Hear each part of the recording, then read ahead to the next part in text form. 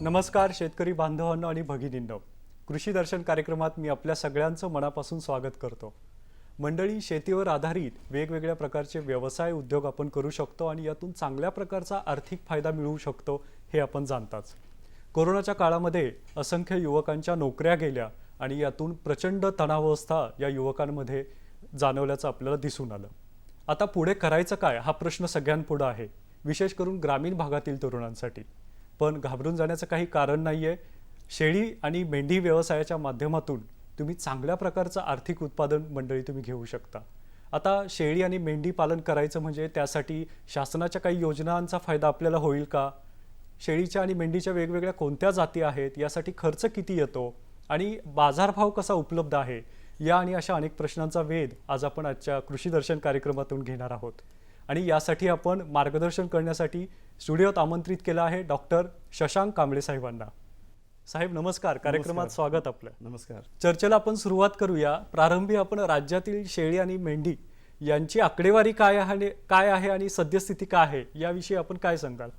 याबद्दल मला आधी हे सांगायचं आहे की गेल्या 2 वर्षापासून आपण या कोरोनाशी झुंजत होतो। आता कुठे परिस्थिती हळूहळू निवळत चाललेली आहे आणि गेल्या कोरोनाच्या काळामध्ये सुमारे 12 कोटी युवकांचा रोजगार गेला। युवकांना सर्वात जास्त झळ पोचलेली आहे कोरोनाची। आणि एक कृषी क्षेत्र तसं होतं की ज्याच्यामध्ये पॉझिटिव्ह ग्रोथ दर्शवली गेलेली आहे आणि त्याच्यामधूनच शेळी आणि मेंढी जो आहे त्याच्यापैकी गेल्या 10 वर्षांमध्ये शेळ्यांची संख्या 25% वाढलेली आहे आणि महाराष्ट्रातील मेंढ्यांची संख्या ही 4.25% वाढलेली आहे। ही एक फार मोठी एक जमेची बाजू आपल्या राज्यासाठी आहे आणि आपल्या ह्या क्षेत्रासाठी आहे। तर मला वाटतं की आपण म्हणजे जी संख्या आज जरी वाढलेली दिसत असली तरी सुद्धा आज आपण डिमांड आणि सप्लायची तुलना केली तर डिमांड ही सप्लायपेक्षा 20-25 पट जास्त आहे। त्याच्यामुळे फार मोठ्या प्रमाणामध्ये पोटेन्शियल या क्षेत्रामध्ये आहे। एकूणच ही आकडेवारी पाहिली तर जी मागणी आहे त्या तुलनेमध्ये जो पुरवठा आहे तो फार प्रमाणामध्ये कमी आहे आणि म्हणूनच या क्षेत्रामधली आकडेवारी खूप चांगल्या प्रकारे वाढू शकते। चांगल्या प्रकारे या क्षेत्रामध्ये आपण व्यवसाय करू शकतो। पण मग शेळी पालन हाच व्यवसाय का निवडावा याविषयी आपण काय सांगाल? मित्रांनो, मला तुम्हाला हे सांगायचं आहे की डेअरीचा व्यवसाय किंवा पोल्ट्रीचा व्यवसाय या दोन्ही व्यवसायामध्ये आज मोठ्या प्रमाणामध्ये सॅच्युरेशन आलेलं आहे। पोल्ट्रीमध्ये रेट्स खूप फ्लक्च्युएट होत असतात। डेअरीमध्ये सुद्धा आज दुधाचं उत्पादन जेवढं पाहिजे तेवढं झालेलं आहे। मात्र शेळी आणि मेंढी मध्ये इतक्या मोठ्या प्रमाणामध्ये म्हणजे पोटेन्शियल आहे की बऱ्याचशा गोष्टी ज्या राहिलेल्या आहेत ते आपल्या सर्वांना करणं गरजेचं आहे। जे मग मटण असो, मग दूध असो किंवा त्याचं लोकर असो, मेंढीचं लोकर असो, तर गेल्या 10 वर्षाचा आपण आलेख बघितला तर मटणाचे रेट्स हे सातत्याने वाढत चाललेले आहेत। बरं, असं कधीच झालं नाही की रेट्स कमी होते। सर, आता आपण उल्लेख केला की जे मांस आहे शेळी आणि मेंढीपासून मिळणारे याचे 10 वर्षातले दर जर पाठीमागच्या 10 वर्षातले दर पाहिले आणि भविष्यातील 10 वर्षांचे दर आपण जर त्याचा विचार केला तर याबद्दलचे साधारण काय आकडे असतील, काय सांगाल? आता 10 वर्षापूर्वी मटणाचा दर 200 रुपये किलो होता। आज सुमारे 700 रुपये किलो मटण झालेलं आहे आणि पुढील 5 वर्षांमध्ये हे रेट सुमारे 2 ते 2.5 हजार रुपयाचे होणार आहेत। आणि तरी सुद्धा लोक लाईन लावून मटण घेऊन राहिलेले आहेत। ही वस्तुस्थिती नाकारता येत नाही। म्हणजे आज डिमांड आहे पण सप्लाय नाही। त्याच्यामुळे मला वाटतं की युवकांना हीच संधी आहे, तरी युवकांनी या संधीचा पूर्णपणे फायदा घ्यायला पाहिजे। बरोबर सर, आपण आता सांगितलं की मागणी आहे पण पुरवठा कमी, हे एक कारण झालं दरवाढी मागे। पण या मांसाविषयी जी आरोग्याला जे फायदे आहेत या मांसाचे, या मटणाचे, तर ते फायदे लोकांच्या लक्षात येत आहेत म्हणून पण लोक ते घेण्यासाठी बाजारात जात आहेत. तर याचे कोणते फायदे आहेत? सगळ्यात महत्त्वाचं म्हणजे प्रोटीनची जी आवश्यकता आहे ती मटणाद्वारेच आपण भरून काढू शकतो. याच्यामध्ये फार मोठ्या प्रमाणामध्ये जे गुणकारी जे आहे ते सगळं आहे. म्हणजे पोटॅशियम आहे, मग तुम्हाला हाडासाठी लागणारं कॅल्शियम आहे, त्याचप्रमाणे आयरन आहे, विटॅमिन B12 आहे आणि सोडियम कमी आहे. कोलेस्टेरॉल कमी असल्यामुळे हार्ट अटॅकचे धोके संभवत नाहीत. बरं. ब्लड प्रेशर डायबिटीससाठी सुद्धा चांगलं आहे त्याच्या. आणि सर्वात मोठं म्हणजे रोग प्रतिकारक शक्ती मटणाने मिळते, ही बरं. वस्तुस्थिती नाकारता येत नाही. बरोबर. सगळ्यात महत्त्वाचा जो कोलेस्ट्रॉल हा घटक आहे हा फार कमी प्रमाणात या मांसामध्ये आढळून येतो. हो. म्हणून की काय मग बऱ्यापैकी ग्राहक या शेळीच्या मटणाकडे वळालेले आपल्याला नुसती दिसतात. टेस्टच नाही हां. तर तुमच्या तब्येतीसाठी सुद्धा मटण हे गुणकारी आहे, हेच आपल्याला म्हणता येईल याच्यामध्ये. बरोबर बरोबर. सर आता कोरोनाच्या काळामध्ये किंवा त्याच्या आधीही बऱ्यापैकी शेळीचं जे दूध आहे याची मागणी ही बऱ्यापैकी ग्राहकांची मोठ्या प्रमाणात आहे. तर काय कारण आहे? दुधाचं काय महत्त्व आहे? दुधाचं महत्त्व अनन्यसाधारण आहे. दूध म्हणजे औषध. जुन्या काळामध्ये जेव्हा मेडिसिन्स नव्हते तेव्हा मेंढीचं किंवा शेळीचं दूध तुम्हाला एखादी जखम झाली तर त्याच्यावर वापरलं जात होतं. त्याच्यामुळे त्या दुधाला मेडिसिनल व्हॅल्यूज आहेत. सर्वात महत्त्वाचं म्हणजे गाईचं दूध पचायला 10 तास लागतात आणि शेळी किंवा मेंढीचं दूध पचायला 10 मिनिटं लागतात. बरं. कारण की ते आपल्या आतड्याची सूज असो, कुठले पोटाचे आजार असो, त्याच्यासाठी हे दूध गुणकारी औषध आहे. कारण की हे अल्कलाईन आहे. बरं. बाकीचे सगळे ॲसिडिक आहेत, पण हे एक अल्कलाईन आहे. आणि सर्वात महत्त्वाचं म्हणजे जे श्वसनाचे आजार आहेत, करोना काळामध्ये आपण सर्वात झुंजत होतो श्वसनाच्या आजारामुळे. तर TB असो, लंग इन्फेक्शन असो, अच्छा. आणि काही प्रमाणामध्ये कोरोना होऊ नये म्हणून सुद्धा शेळीचं दूध घेणं अत्यंत आवश्यक आहे. मात्र वस्तुस्थिती अशी आहे की हे दूध बाजारामध्ये उपलब्ध नाही. बर. आज कितीही श्रीमंत माणूस असला पुणे मुंबईतला आणि त्याला दूध रोज पाहिजे असलं तर हे दूध मिळत नाही. बँगलोरमध्ये असा एक शेतकरी आहे मित्रांनो, जो 600 रुपये लिटर दराने दूध विकतो आणि लोक लाईन लावून दूध घेतात. त्याच्यामुळे युवकांना माझी ही विनंती आहे की त्यांनी या क्षेत्राकडे वळावं. बरोबर. सर, हा जर दर पाहिला तर तो साधारण 10 पट आहे नेहमीच्या गाई किंवा म्हशीच्या दुधाच्या तुलनेमध्ये. तर खूप मोठ्या प्रमाणात यातून आर्थिक फायदा शेतकरी बांधवांना होणार आहे. पण आता मेंढी जी आहे त्या मेंढीपासून लोकर आपल्याला मिळवता येते. तर या लोकरीचे काय फायदे आहेत आणि साधारण कशा प्रकारचे दर उपलब्ध आहेत याला? आज मुंबई पुण्याची जी लाईफस्टाईल आहे सर्वांची, प्रत्येकाला पाठीचा, मणक्याचा, स्पॉन्डिलोसिसचा आजार आहे, झोप येत नाही रात्रीला. आणि मी म्हणतो की ही जी लोकर आहे, मेंढीची लोकर, याच्यामध्ये असे काही गुणकारी हे तत्व आहेत. आपल्या डेक्कनी जी लोकर आहे तिचा धागा फार मोठा आहे आणि याच्यापासून आपण सतरंज्या, त्याच्यापासून आपण गाद्या, आपण घडीचे जेन, आपण चादरी, ब्लँकेट्स, घोंगड्या ह्या तयार करतो आणि बनवतो आहोत. आणि याच्यावर झोपल्याने हे आपले जितके पण मानेचे, पाठीचे दुखणे आहेत हे सगळे दूर होतात. म्हणजे साधारण या लोकरीपासून पण आपण चांगल्या प्रकारे बाजारभाव या लोकरीला मिळू शकतो. आता सर, पारंपरिक पद्धतीने शेळीपालन जे करत आलेले आहोत शेतकरी बांधव, आणि आता काही तंत्रज्ञानाची जोड त्याला मिळालेली आहे, आधुनिक प्रकारचे संशोधन त्याच्यामध्ये झालेलं आपल्याला दिसून येतं. तर यामध्ये काय फरक आहे बरं? पारंपरिक शेळीपालन आणि आधुनिक शेळीपालनमधला महत्त्वाचा फरक म्हणजे पारंपरिक शेळीपालनामध्ये हा मुक्त संचार होता आणि आधुनिक शेळीपालनमध्ये आपण बंदिस्त पद्धतीने किंवा अर्धबंदिस्त पद्धतीने आपण शेळीपालन करणार आहोत. मित्रांनो, मुक्त संचारमध्ये काय व्हायचं, ह्या ज्या शेळ्या चरायला जायच्या आणि चरायला जाता जाता त्यांची एनर्जी ही वेस्ट व्हायची. त्याच्यामुळे conversion to fat, conversion to muscles, conversion to weight gain हे होत नव्हतं. मात्र आता काय झालं आहे, बंदिस्त पद्धतीने जे काही खातात हे त्यांच्या अंगी लागते आणि त्याचं कन्व्हर्जन बॉडी वेटमध्ये होते आणि बॉडी वेटच्या वजनावरच ह्या शेळ्या आणि मेंढ्या विकल्या जातात. त्याच्यामुळे त्याचा पूर्णपणे फायदा हा शेतकऱ्यांना होणार आहे. त्याच्यामुळे आता सगळी परिस्थिती बदललेली आहे. सेकंडली, टेक्नॉलॉजी बदललेली आहे. आधी टेक्नॉलॉजी नव्हती, इन्फॉर्मेशन टेक्नॉलॉजी नव्हती, सोशल मीडिया नव्हता. आताचा जो शेतकरी आहे हा अतिशय बुद्धिमान आणि प्रगत शेतकरी आहे. त्याच्यामुळे मला वाटतं की आता ह्या दोन याच्यामध्ये फार बदल झालेला आहे. शिवाय आधी नगावर विक्री व्हायची. आता जे आधुनिक शेळी किंवा मेंढी पालनमध्ये आम्ही डिजिटल वजनाद्वारे विक्री करतो. त्याच्यामुळे हा टोटल बेनिफिट याचा आपल्या शेतकऱ्यांना मिळणार आहे. बरोबर. आता सर, शेळी आणि मेंढी पालन करताना एक प्रत्येक उद्योग व्यवसाय असेल, एक काहीतरी ब्रीदवाक्य असतं. तर या व्यवसायासाठीचं ब्रीदवाक्य तुमच्या मते काय असावं? याच्यामध्ये मी एकच शब्द तुम्हाला सांगू इच्छितो, तो म्हणजे सीमा.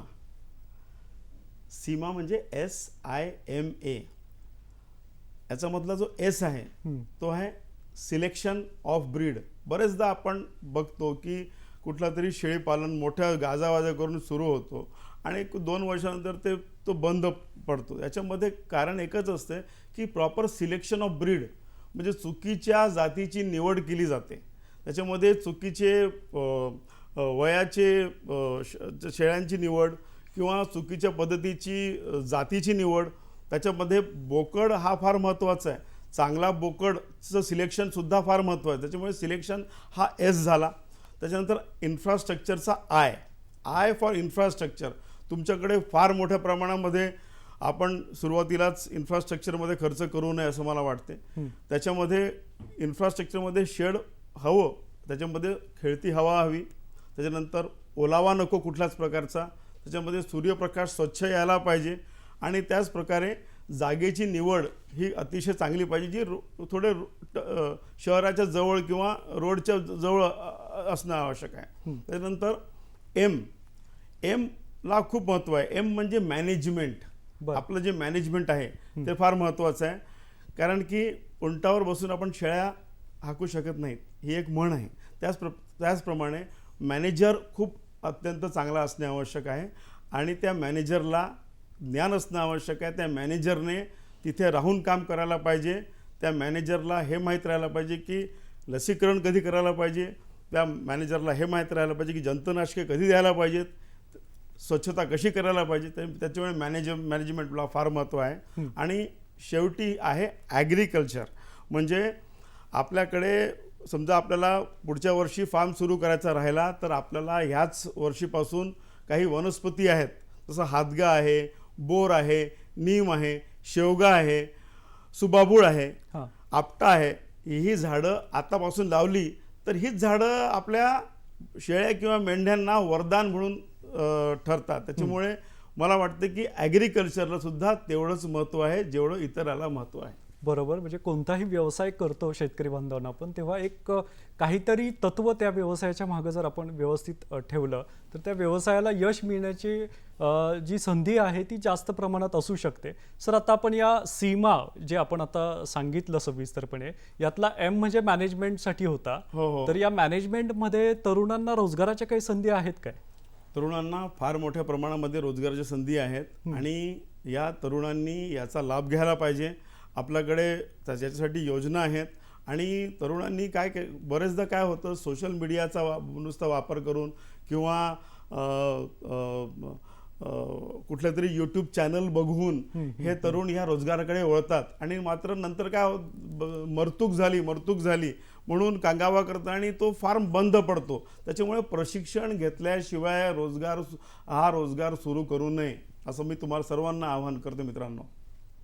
बरोबर. सर, आता तुम्ही जसं आत्ता या प्रश्नाचं उत्तर देताना सांगितलं, यूट्यूब किंवा सोशल मीडियाच्या माध्यमातून तरुण माहिती मिळवण्याचा प्रयत्न करतात, पण ती माहिती अधिकृत असेलच हे आपण सांगू नाही शकत. त्यासाठी आपलं जे महामंडळ आहे ते कशा पद्धतीने प्रशिक्षण देतं याविषयी? आमच्याकडे 10 प्रक्षेत्र आहेत. पूर्ण महाराष्ट्रामध्ये आमचे 10 प्रक्षेत्र आहेत आणि त्या 10 प्रक्षेत्रामध्ये 28, 29, 30 या तिन्ही दिवशी आमचं प्रशिक्षण आम्ही आयोजित करतो आणि ह्या प्रशिक्षणासोबत आम्ही त्यांना फील्ड व्हिजिटसुद्धा देतो, जेणेकरून त्या प्रॅक्टिकलसुद्धा नॉलेज त्यांना मिळतं आणि त्यांना इव्हन टेक्निकल मॅन्युअल देतो आणि त्यांना इव्हन हे पण सांगतो की कुठून कर्ज मिळेल, विमाचा कसा विमासाठी कुठे अर्ज करायला पाहिजे. आणि आमच्या महामंडळाचे तज्ज्ञ डॉक्टर्स त्यांना हे प्रशिक्षण देतात. बरेचदा महामंडळाचे जितके काही फार्म्स आहेत ते आमचे फार्म्स प्रत्येक काही काही जिल्ह्यामध्ये आहे. त्याच्यामुळे तिथे काय होतं, त्यांना दिवसभर प्रशिक्षण आणि संध्याकाळी किंवा सकाळी त्या फार्मवर व्हिजिट, त्याच्यामुळे त्यांना प्रॅक्टिकल माहिती तिथे मिळते. आणि आज जे काही पेव फुटलेलं आहे चौकाचौकामध्ये शेळीपालन, कुक्कुटपालन, तिथे मला वाटतं तुम्ही त्याला बळी पडू नका. केवळ महामंडळाच्या अधिकृत ट्रेनिंग सेंटरवरच आमचं प्रशिक्षण उपलब्ध असते. ते प्रशिक्षण घ्या, म्हणजे पुढचा तुमचा जे प्रॉब्लेम्स आहेत ते सॉल्व्ह होतील आणि नंतर फार्म बंद करायची नामुष्की ओढवणार नाही. बरोबर. आता सर, शेतकरी बांधवांकडे बऱ्यापैकी मोबाईल फोन आहेत, तर या मोबाईल फोनवर एखादं असं महामंडळाचं ॲप आहे का ज्याच्या माध्यमातून शेतकरी बांधव घर बसल्या माहिती मिळवू शकतील किंवा प्रशिक्षणासाठी नोंदणी करू शकतील? यासाठी आम्ही एक ॲप तयार केला आहे मित्रांनो. त्याचं नाव आहे शेळी मित्र. यासाठी या दसऱ्याच्या शुभ मुहूर्तावर याचं उद्घाटन आमचे माननीय मंत्री महोदय श्री सुनीलजी केदार यांच्या हस्ते आम्ही नागपूरमध्ये करणार आहोत. बरं. या ॲपचं जे नाव आहे शेळी मित्र, ह्या ॲपद्वारे तुम्हाला एक लाईव्ह चॅट मिळेल. तुम्ही 24 आवर्स तुम्ही तुमचे जे काही प्रॉब्लेम्स आहेत ते लाईव्ह चॅटद्वारे तुम्ही आमच्यासोबत संपर्क साधू शकता. त्याच्यानंतर आमच्या योजना कुठल्या कुठल्या आहेत, बँकेतून कर्ज कसं मिळेल, आणि नंतर मग विमासाठी अर्ज करायचा असेल तर विमाचा अर्जसुद्धा डिजिटली तुम्ही करू शकता. आमच्या योजनांचा अर्जसुद्धा तुम्ही डिजिटली करू शकता. शिवाय याशिवाय तुम्ही आमच्यासोबत कायम संपर्कात राहू शकता. ही सर्वात मोठी जमेची बाजू आहे. आणि शिवाय प्रशिक्षणासाठी तुम्ही इच्छुक असाल तर तुम्ही प्रशिक्षणाचा जो फॉर्म तिथे सुद्धा तुम्ही ऑनलाईन रजिस्टर करू शकता. त्या मित्रांनो, तुम्हाला हीच विनंती आहे की या दसऱ्यानंतर तुम्ही गुगल प्ले स्टोअरवर जाऊन शेळी मित्र नावाचा ॲप डाउनलोड करा आणि कायम आमच्या संपर्कात राहा. शेतकरी बांधवांनो, हे ॲप तुम्ही नक्की डाउनलोड करा आणि या प्रशिक्षणामध्ये सहभाग नोंदवा. सर, आता शेळी व्यवसाय सुरू करायच्या अगोदर काही महत्त्वाच्या बाबी असणार आहेत. यामध्ये शेळीची आणि मेंढीची जात निवडणं ही एक महत्त्वाची बाब ठरते. तर अशा शेळी आणि मेंढीच्या कोणत्या कोणत्या जाती आहेत याविषयी आपण काय सांगाल? आपल्याकडे एक अशी जात आहे जिचं महत्त्व महाराष्ट्रात नाही, देशात नाही, पूर्ण जगामध्ये महत्त्व आहे. आणि ती म्हणजे उस्मानाबादी शेळी. अच्छा. आज ह्या उस्मानाबादी शेळीची इतकी डिमांड आहे, म्हणजे मुंबईला सुद्धा उस्मानाबादी शेळीचा ही मिळत नाही. जे काही आपल्याकडे ज्या शेळ्या येतात ह्या गुजरात आणि राजस्थानमधून येतात. तर मित्रांनो, इमॅजिन करा की आपल्याकडे डिमांड किती आहे, त्या प्रमाणामध्ये सप्लाय आपल्याकडे नाही आहे. आणि आखाती देशामध्ये म्हणजे दुबई असो किंवा दोहा असो किंवा मिडल ईस्ट असो, फिलिपिन्स असो, या सर्वांना आपल्याकडची जी उस्मानाबादी शेळीची टेस्ट इतकी आवडलेली आहे. त्याच्यामुळे आपला सर्वांना मी विनंती करतो की आपण या जातीचा वर लक्ष केंद्रित करून आपल्या महाराष्ट्रातली जात ही वाढवावी. याशिवाय आपल्याकडे संगमनेरी आहे, डेक्कनी आहे, बेरारी नागपूरमधली आहे, मग कोकण कन्यालसुद्धा आहे. याच प्रकारे राज्यामध्ये सुद्धा काही शेळ्या आहेत ज्या खूप चांगल्या आहेत, जमनापारी असो किंवा बीटल असो. आणि याशिवाय एक अशी जात आहे जी आपल्या भारतामध्ये नाही, आता महाराष्ट्रामध्ये आपण इंट्रोड्यूस करतो आहोत. बरं. ती म्हणजे सानेन शेळी. सानेन शेळी साधारण 5 ते 7 लिटर दूध रोज देते आहे. आणि आपल्याकडच्या ज्या शेळ्या आहेत या 200-300 ml दूध देतात. त्याच्यामुळे आमच्या मंत्री महोदयांचा असा मानस आहे, त्यांचा हा ड्रीम प्रोजेक्ट आहे की आपल्याकडच्या 70% शेळ्या यांना कुठल्याच जातीच्या नाही आहेत. त्या शेळ्यांचा आर्टिफिशियल इन्सेमिनेशनद्वारे आपण त्यांचं जेनेटिक अपग्रेडेशन करणार आहोत आणि त्यांची उत्पादकता वाढवणार आहोत. म्हणजे आपल्याला मांस पण मिळेल, दूध पण मिळेल आणि याचा सर्व बेनिफिट आपल्या शेतकऱ्यांना मिळणार आहे. त्यासाठी आम्ही मित्रांनो ग्लोबल टेंडरद्वारे आपण ह्या 100 शेळ्या आपण अमेरिकेहून आयात करणार आहोत आणि पुढच्या 2 ते 3 महिन्यामध्ये आपल्याकडे ह्या शेळ्या येतील आणि ह्या शेळ्यांचा वापर फार लवकरच आपल्या राज्यामध्ये आपण होताना बघणार आहोत. बरोबर. म्हणजे साधारण या शेळीच्या आणि मेंढीच्या काही प्रमुख जाती आहेत. आता सर, प्रोसेस पदार्थ जे आहेत ज्याच्यावर प्रक्रिया केलेली जाते असे पदार्थ साधारण ग्राहकांना पसंतीस उतरतात. तर शेळी आणि मेंढीपासून आपण कोणत्या कोणत्या प्रकारचे प्रक्रिया केलेले पदार्थ बनवू शकतो, काय सांगाल सर? कोरोना पिरियडमध्ये काय झालं, लोक घरी बसून होते. फक्त मोबाईल फोन हातामध्ये होता. तर नुसतं मोबाईल फोनहून ऑनलाईन ऑर्डर करायची आणि आपल्याकडे माल यायचा. तो लोकांनी ह्या पिरियडमध्ये खाटकाकडे जाणं बंद करून टाकलं. त्याच्यामुळे आता ऑनलाईन व्यवसाय सुरू झाला. आता एक लुशियस नावाची कंपनी, त्यांनी 600 टाइम्स जास्त बिझनेस केला ह्या कोरोना पिरियडमध्ये. आणि त्याच्यामुळे लोकांना हे माहिती झालं की आता ताजं फ्रेश मटण आपल्या घरपोच मिळून राहिलं. आता याच्यावर मित्रांनो, नुसतं मटणच नाही, तो प्रोसेस्ड मटण नुसतं घरी घ्यायचं, पाकिट उघडायचं आणि गरम करायचं मायक्रोवेव्हवर. त्याच्यामध्ये तेल आहे, मसाला आहे, सगळं आहे. तर मटण कबाब असो, पॅटी स्प्रेड किंवा नगेट्स, मटणचे लोणचे सुद्धा मार्केटमध्ये उपलब्ध होऊ शकतात. याची डिमांड आहे, मिळत नाही. तर तरुणांना ह्या कोरोना पिरियड नंतर मला हीच विनंती करायची आहे की त्यांनी अविका नगरमध्ये, किंवा अविका नगर हे राजस्थानमध्ये आहे, central ship and wool research institute, त्यांचं ट्रेनिंग प्रोग्राम होतात राजस्थानमध्ये. आम्ही सुद्धा त्यांचे पत्ते तुम्हाला देऊ शकतो. आमच्याकडे या, त्यांच्याकडे किंवा त्यांच्याकडे जा.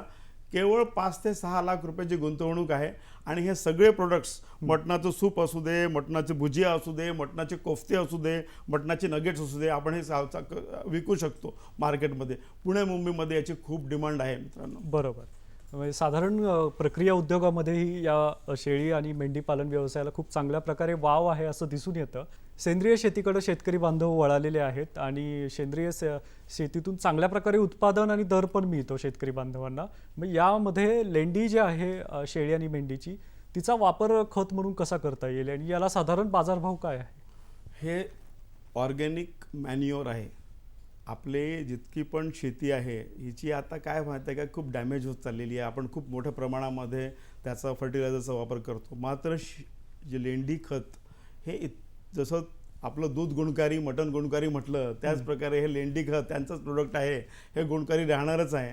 आम्ही सुद्धा महामंडळ छोटे छोटे पॅकेट्स करून हे जितके पण पुणे मुंबईमध्ये छोटे छोटे गार्डन्स आहेत घरा बाल्कनीमध्ये, त्यांना आम्ही पुरवणार आहोत. मला तुम्हा सर्वांना विनंती करायची की तुम्ही सुद्धा या बाजारपेठेमध्ये उतरा आणि अशा प्रकारे तुमचा व्यवसाय वाढवू शकता. हां सर, आता अगदी वेळ आपल्याकडं थोडा राहिलेला आहे कार्यक्रमाचा शिल्लक. तर महामंडळाचे जे काही दूरदृष्टिकोन आहेत, धोरणं आहेत, ती काय आहेत याविषयी आपण काय सांगता अगदी थोडक्यात? आता आमचं जे विजन आहे हे म्हणजे की योग्य लाभार्थीची निवड करणं, जितक्या पण आमच्या काही योजना आहेत त्याच्यामध्ये. त्याच्यानंतर GI टॅगचा वापर करणं, आर्टिफिशियल इंटेलिजन्सचा वापर करून आम्ही पुढे वाटपामध्ये कुठलीही पूर्णपणे पारदर्शकता आम्ही ठेवतो आहोत. त्याचप्रमाणे जसा पोल्ट्री बिझनेस हा झालेला आहे किंवा डेअरी बिझनेस हा, याला एक प्रकारे एक युनिफॉर्मिटी आलेली आहे.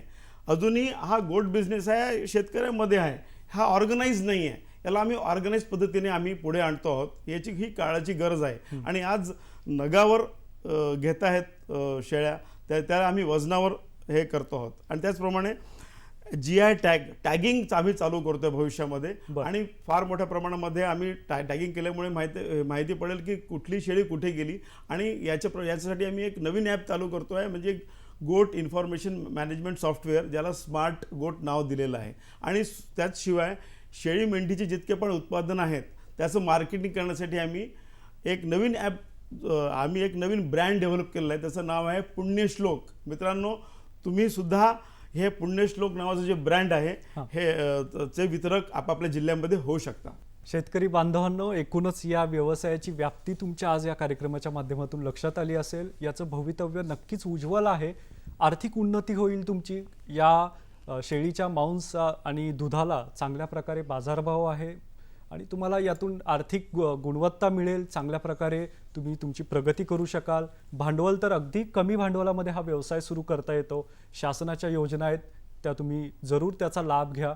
महामंडळाच्या वेबसाईटला भेट द्या आणि या व्यवसायामध्ये आपण यशस्वी व्हा ही तुम्हाला शुभेच्छा. सर, या कार्यक्रमात तुम्ही आला आणि इतक्या सखोलरित्या तुम्ही या विषयाचं मार्गदर्शन आमच्या शेतकरी बांधवांना केलं, त्याबद्दल दूरदर्शन परिवाराच्या वतीने मी आपले मनापासून आभार मानतो आणि आपल्याला भावी वाटचालीस शुभेच्छा देतो. धन्यवाद. थँक्यू. धन्यवाद.